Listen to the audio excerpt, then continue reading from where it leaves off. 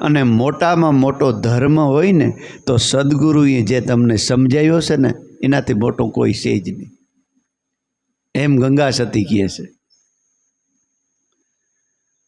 એવા વસન વિવેકી સૂક્ષ્મ શરીર એને સાથે આ વસન જો માં સુરતા રાખી અને દેહનો ત્યાગ કરવામાં આવે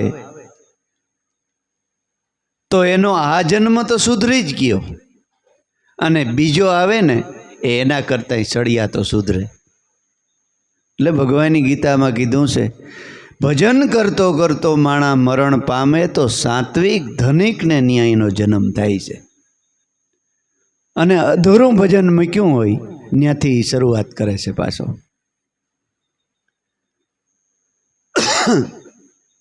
એટલે રઘુકુળ રીત સદા સલિયાઈ, પ્રાણ જાય પણ વસન ન જાય.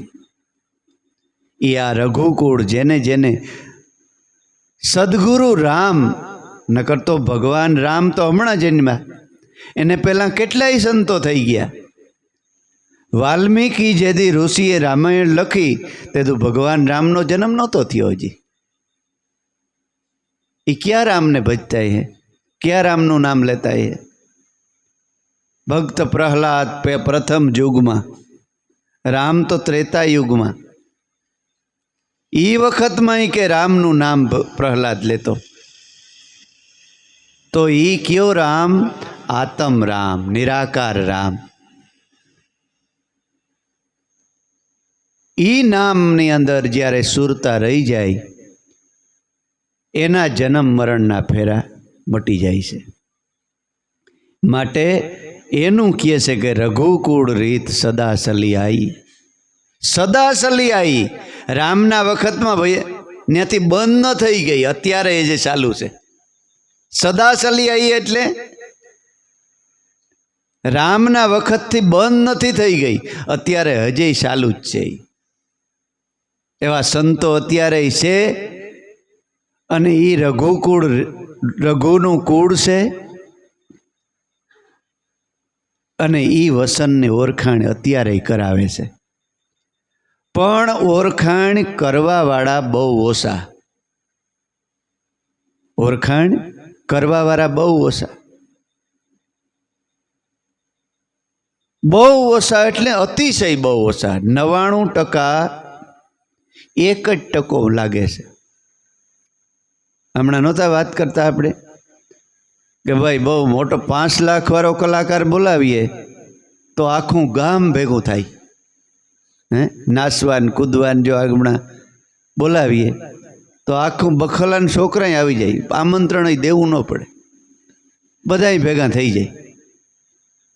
પણ સંત આવે તો દુશ્મનને વેરી હોય ને એમ અવરું જોઈને પાછળથી નીકળી જાય. સંત આવે તો સંત આવે તો ડોરા કાઢે ને પોતાના આવે તો પૂરી.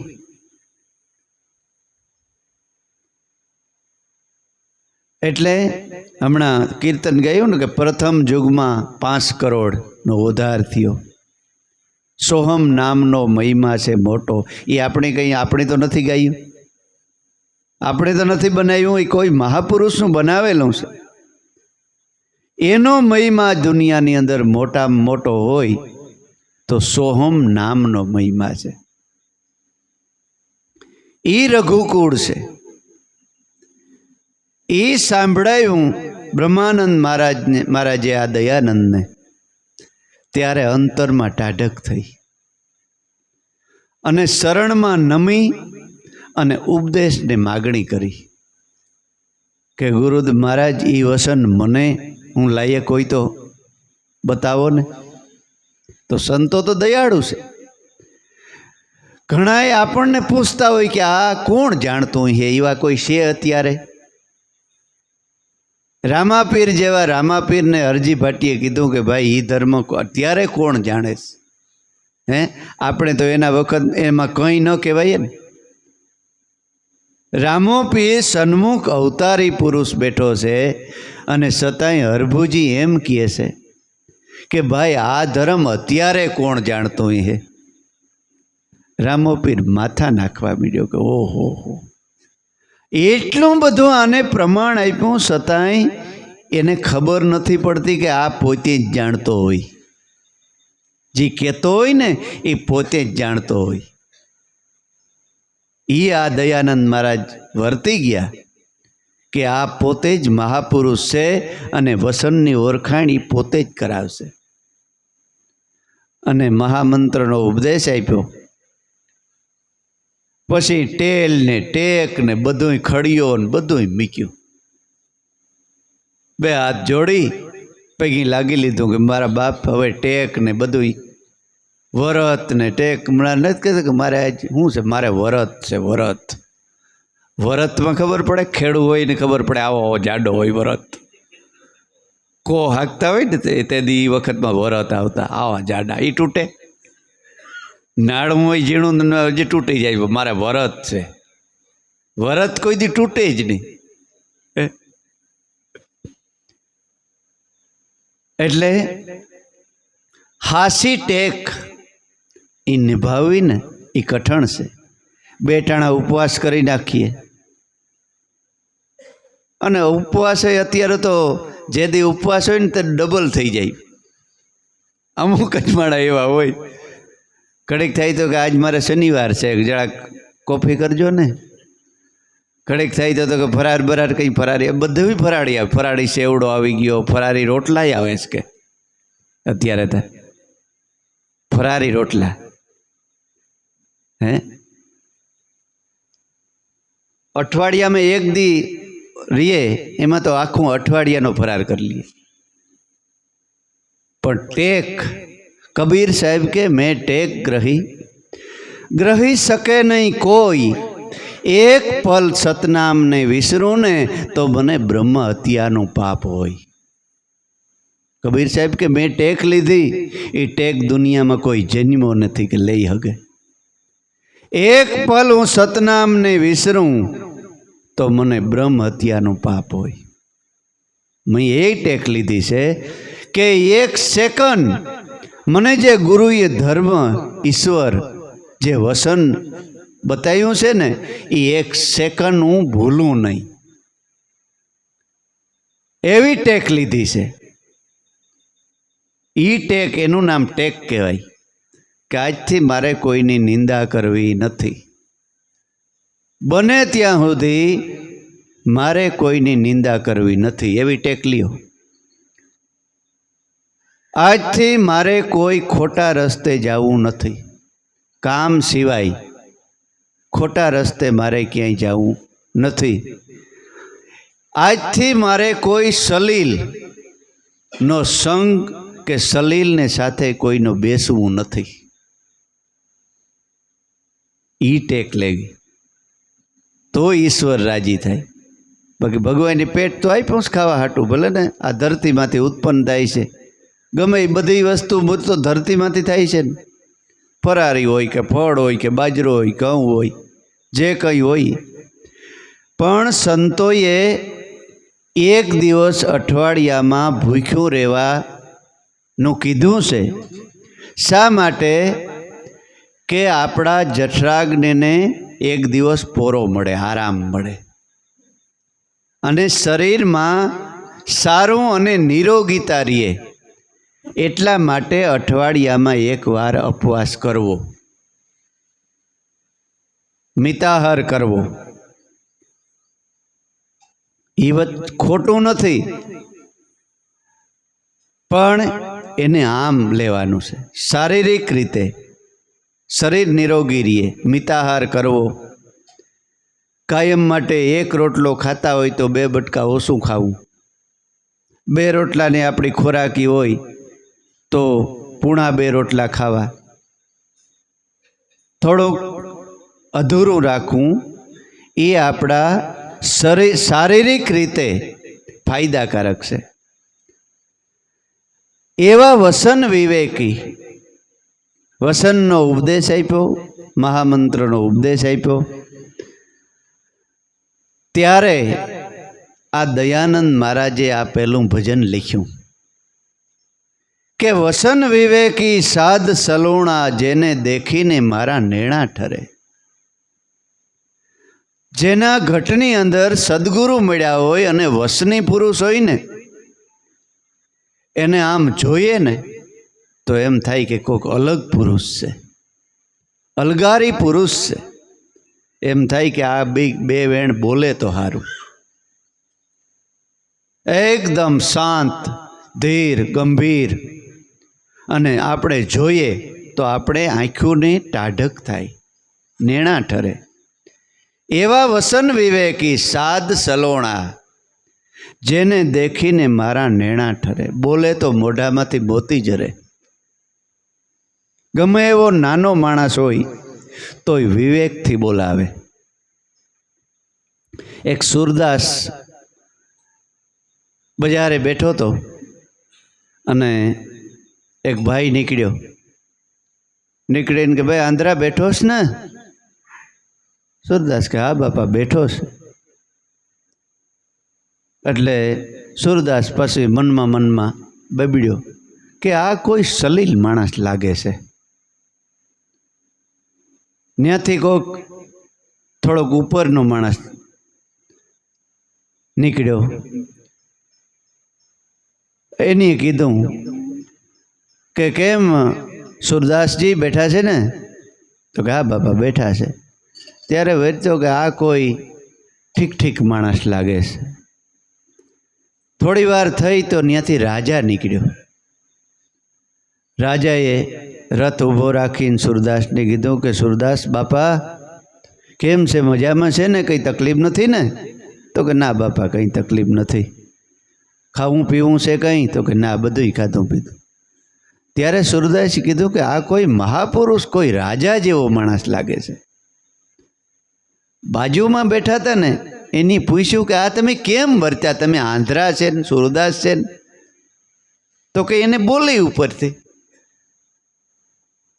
કે જેમ નબળો માણસ ને સલીલ માણસ હોય ને એને મર્યાદા ન હોય. પછી બીજો માણસ હતો એ થોડોક મર્યાદાથી બોલ્યો, અને રાજા હતો ને એની કેટલી બાપા કહીને બોલાવ્યા.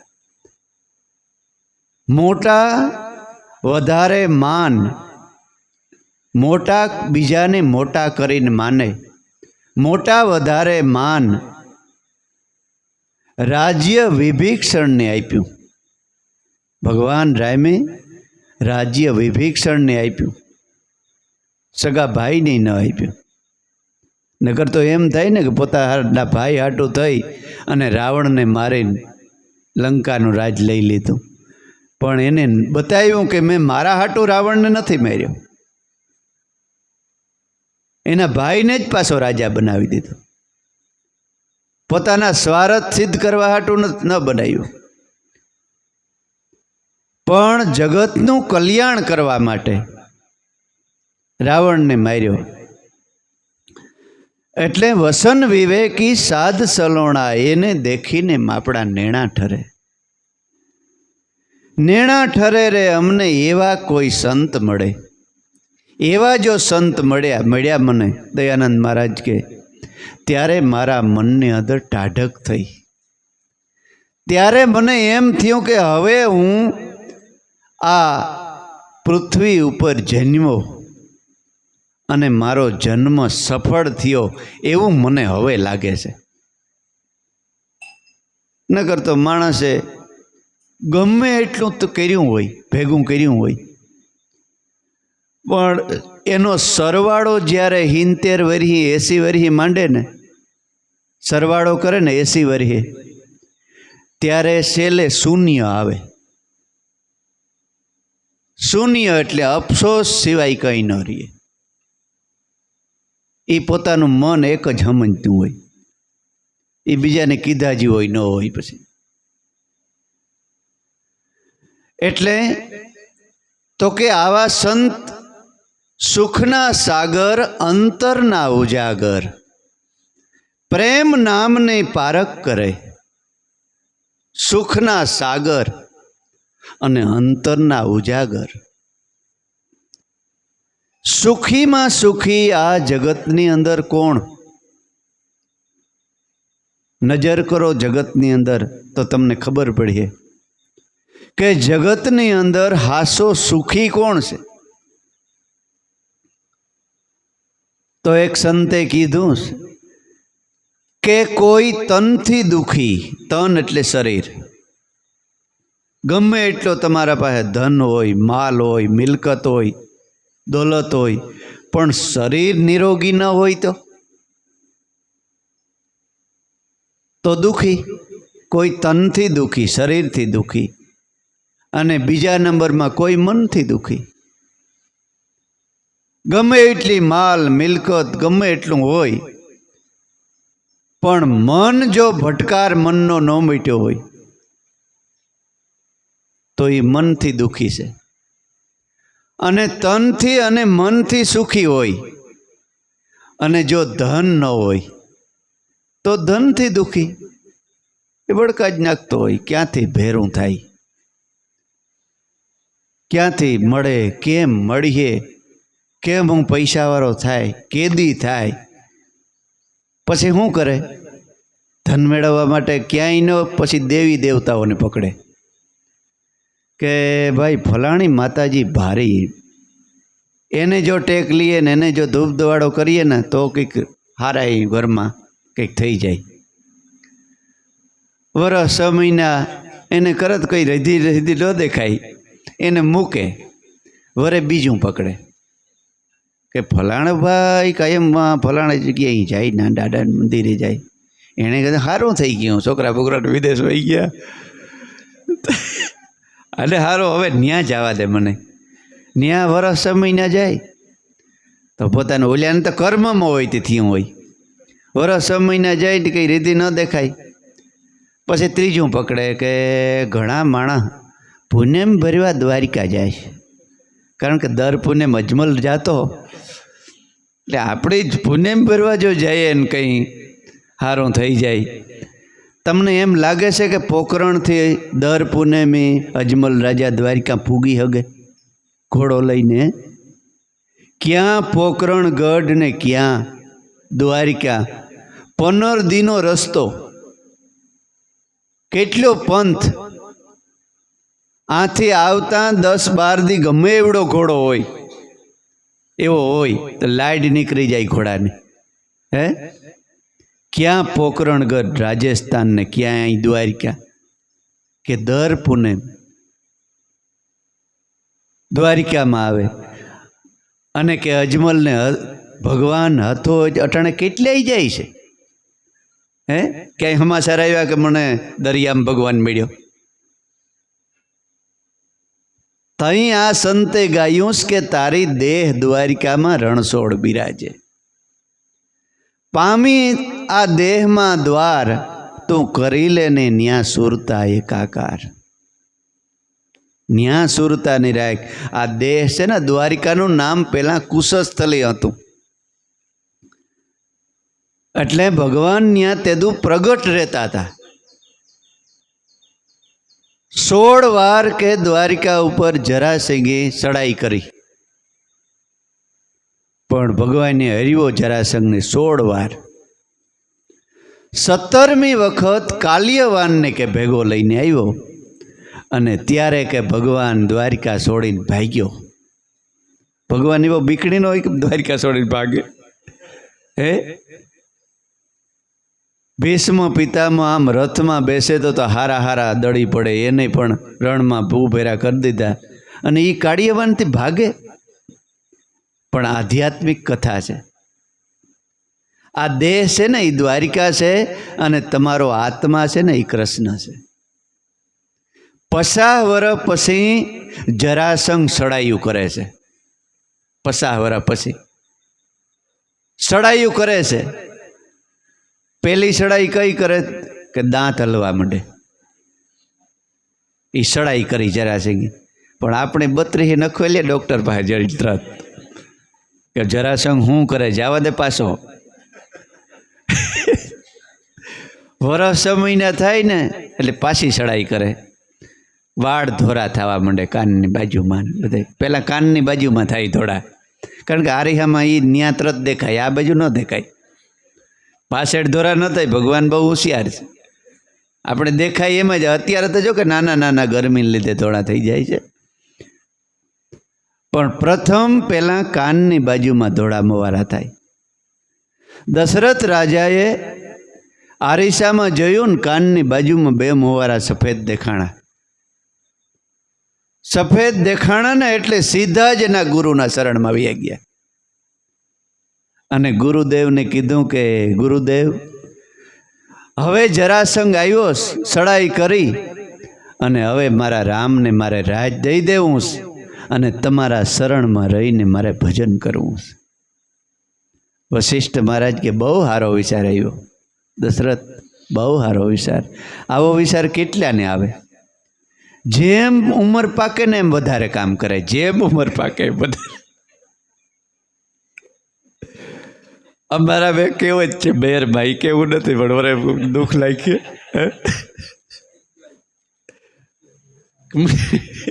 એ બધાની ખબર છે કે જેમ ઉંમર થાય ને એમ વધારે વધારે છોટે કામમાં. પછી છોકરાઓને આડા આવતા હોય ને, પછી ઓલા કહે કે બાપા રહેવા દ્યો ને, રહેવા દ્યો ને. પછી ખાટલે બેહે ને, કારણ કે આધાર તો ન હોય કંઈ. દી કેને સમય કેને આધારે કાઢે. પછી શું કરે? કોક મારા જેવો બેસવા જાય, પરજા બહુ બગડીશ. ઓહો, તો કામ બાપા કેમ થયું? મને કંઈ પૂછતા જ નથી. લ્યો, મને કંઈ પૂછે જ નહીં. અરે પૂછે ને તો ભાગ્યશાળી કહેવાય. હે,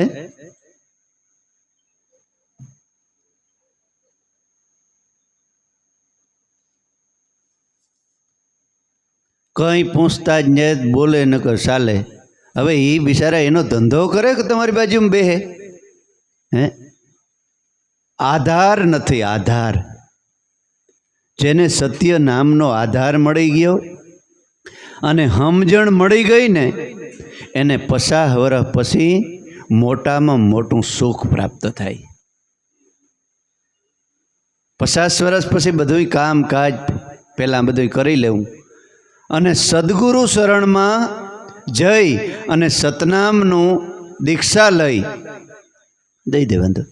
દીક્ષા લઈ અને મનની અંદર 50 વર્ષમાં ટેવ પાડી લેવી. ભલે ઓછું ભજન થાય, કામ કરો, ધંધો કરો, ઉદ્યમ કરો. ઘણી જ્ઞાતિઓમાં એવો રિવાજ છે કે આપણા બાળકોના લગ્ન થયા પહેલાં એને ગુરુ કરી લેવા, પણ ગારી મટાડવા માટે કે અમારે ગુરુ થયા છે. કે ભાઈ હવે ગારી મટી ગઈ, ગુરુ અમે નુગીરા ન કહેવાય. પણ સદગુરુ સમજણ આવે ને, ત્યાંથી સદગુરુનું નામ લઈ અને ભલે ત્યાં સદગુરુના દ્વારે કંઈક ન જવાય તો વાંધો નહીં, ઘરે રહી નોકરી ધંધો કામ કરતાં કરતાં એ ભજનની કરવાની ટેવ પાડી લેવી. પછી જ્યારે બાલ બસા મોટા થઈ જાય, વરી જાય, પરણી જાય, પછી વાટ જોઈને એ બેઠો હોય કે કંઈ આ બધું મારે થઈ જાય અને કંઈ મારો ભગવાન મને એક ધારો 8 પોર ભજન કરવાનો સમય આપે, એને વાટ જોઈને બેઠો હોય. અને આ બાજુ થઈ ગયું કામ, અને જેવી રીતે સીપ માછલી સ્વાતિનું બૂંદ ઝીલી સીધી સમુદ્રને તળિયે વહી જાય અને 1.25 લાખનું હાસું મોતી પાકે, ત્યારે એ સમુદ્રની સપાટી ઉપર આવે છે. સપાટી પર આવી અને 1.25 લાખનું મોતી આ જગતને પાછું દાનમાં આપી દે છે. એટલો પરમારથ. સ્વાતિનું બૂંદ એટલે તમને જે સત્ય નામનો ઉપદેશ આપ્યો છે ને, એ સ્વાતિન છે. અને ભજન કરતાં કરતાં એ પરિપક્વ થાય. અનુભવના ઘરમાં સાધક આવે ત્યારે બીજા સાધકને એ રસ્તે ચડાવે ને, એને 1.25 કરોડનું મોતી કરતાં મોંઘું આ ભક્તિ રૂપી મોતી આ જગતને સંતોએ આપી દીધું. કે અમે આ ભક્તિ કરીશ, તમે આ ભક્તિ કરો. એને 1 કલાક કોઈ બેસવા આવે ને, એવા સાધકને 50 વર્ષ પછી કોઈ બાજુમાં બેસવા આવે ને તોય એને મજા ન આવે, કારણ કે એનું ભજન ખોટી થતું હોય. જો એના જેવો પોતા જેવો પુરુષ આવે ને તો જ એને શાંતિ થાય. બાકી કોઈ સલીલ ભાગી જોગી કોઈ અનાસુક્તે સડી આવે તો મનથી એમ માનતો હોય કે આ જાય તો સારું, મારા ભજનમાં ખામી આવે, મારા ભજનમાં ભક્તિમાં ખામી આવે છે. એટલે 16 વાર એવી સડાયું જરાસંઘ. જરા એટલે ગઢપણ. વાળ સફેદ થઈ જાય, આંખોમાં ઝાંખપ આવે, પછી આમ ઓહિકા કરીને જોવું પડે, કોણ આ બાઈ, કોણ છે, કેણા દીકરાની વહુ છે, ફલાણો આ નીકળ્યો તો તે કોણ જાય છે. દીકરા કહે કે બાપા તમે તમારું કરો, નહીં તો આવતા હોય ને જાતા હોય. પણ ઓલે જરાસંઘી સડાઈ કરી, આંખોમાં ઝાંખપ આવ્યું, પછી કાનમાં સંભળાય નહીં. સંભળાય નહીં એટલે બીજાને રાડ્યું નાખે ને બોલવું પડે ને પોતે ઈથી રાડ્યું નાખે વધારે બોલે. બેરો હોય ને બેરો, આપણે રાડ્યું નાખી, એ ડબલ રાડ્યું નાખે. એને એમ કે બધા બેરાજી છે, એને એમ હોય કે હું બેરો સાંભળતો નથી, સાંભળતો હોય, એથી ડબલ રાડ્યું નાખે ને બોલે. હે ત્રીજે પાડે સંભળાય એટલું બોલે. સડાયું કરે. આવ્યું 16 સડાયું કરે છે જરાસંઘ. 16 સંસ્કાર છે. જન્મ થાય ત્યાંથી 16 સંસ્કાર છે. પછી 50 વર્ષ પછી આ 16 સડાયું કરે છે. પણ ગુરુનો બાળક હોય ને એને ગણકારે જ નહીં. સડાયું શરીર માથે ભલે ને તું કર્યા રાખ, પણ હું તો આત્મા છે, હું ગુરુનો બાળક છે, મને જન્મય નથી ને મારે મરણય નથી. છેલ્લે છેલ્લે જો સમજે નહીં તો કાળિયવાન. કાળ એટલે સમય. કાળ નામનો કોઈ પુરુષ નથી. આ સમય છે ને એ કાળિયવાન છે. એ સમય પૂરો થઈ જાય છે દેહનો, અને જરાસંઘ અને કાળિયવાન બેય ભેગા આવે છે ત્યારે આ દેહને છોડી અને ભગવાન પછી નીકળીને વયો જાય છે. 16 વાર ચડાયું કરે ને, કાળિયવાનને ભેગો લઈ ને પછી ભગવાન આ વયો જાય છે. જો એને આ દેહની અંદર છે અને ઓળખાણ કરી લીધી તો કાળિયવાનને જરાસંઘ એનું કંઈ ન કરી શકે, એક મોવારો ખાંડો ન કરી શકે. એટલે દ્વારિકાનું નામ કુશસ્થલી હતું. નારદજી કે ભગવાન જેદી હયાત હતા ને તેદું ભગવાનને મળવા ગયા, પણ નગરની બાંધણી એવી કે દ્વાર ન મળે. અને ખરેખર આ નગર છે, આ દેહરૂપી નગરીમાં 9 દરવાજા ને બધાયને ખબર છે, પણ 10મો દ્વાર જો મળે તો ના અખંડ કૃષ્ણ ભગવાનની વાંસળી વગાડે ત્યાં બેઠો છે. તમને જે શાન બતાવીશ, નાદ બ્રહ્મ ગાજી રહ્યો છે, એ ભગવાન કૃષ્ણની વાંસળી વાગે છે. અને 10મો દ્વાર એ તમારા પ્રાણ છે. પ્રાણની અંદર સુરતાએથી પ્રવેશ કરો એટલે અખંડ કૃષ્ણ ભગવાન તમારા ઘટમાં બેઠો છે. પણ સદગુરુ વગર એ 10મો દ્વાર મળે એવો નથી. સુદર્શન પેરો ભરે છે દ્વારિકાનો. સુદર્શન એટલે સારું દર્શન. જો જગતની અંદર દર્શન કરવા જેવું હોય, સારામાં સારું દર્શન હોય તો ઈશ્વરનું દર્શન છે. એટલે સુદર્શનને પૂછ્યું કે મારે ભગવાનને મળવું છે, શું સારા દર્શન કરવા છે, પણ આનો દ્વાર ક્યાં? દ્વાર ક્યાં એમ પૂછ્યું ને તે દીનું એનું નામ દ્વારિકા પડી ગયું. તે દીનું દ્વારિકા પડી ગયું. તારી દેહ દ્વારિકામાં રણછોડ બિરાજે છે. પણ દર પૂનમ એટલે પૂર્ણને ઓળખાણ કરી અને શ્વાસે શ્વાસે એમાં પ્રવેશ કરો તો ત્યાં ક્ષીર સાગરની અંદર ભગવાન પોઢેલા છે. ક્ષીર સાગર, આ દેહરૂપી દરિયાની અંદર શ્વાસોશ્વાસની ફૂલની પથારી ઉપર ભગવાન વિષ્ણુ અખંડ સૂતા છે. ન્યા જો સુરતાઈથી પુગાઈ જાય તો કૃષ્ણ ક્યાંય હતાઈ ગયો નથી. બાકી ગમે ત્યાં જાઓ, પૂનમ ભરવા જાઓ કે અંબાજી જાઓ કે કોઈ જાય કાશી, કોઈ જાય મથુરા, કોઈ દ્વારિકા, કોઈ બેટ, કોઈ ક્યાંય. કબીર સાહેબ કે હિન્દુ જાય દ્વારિકા અને મુસલમાન જાય કાશી, ઓલા મુસલમાન જાય મક્કા મદીના અને हिंदू जाए द्वारिका न काशी, दोनों के गले में लग गई फांसी. बेना गड़ा फांसी लगी गई.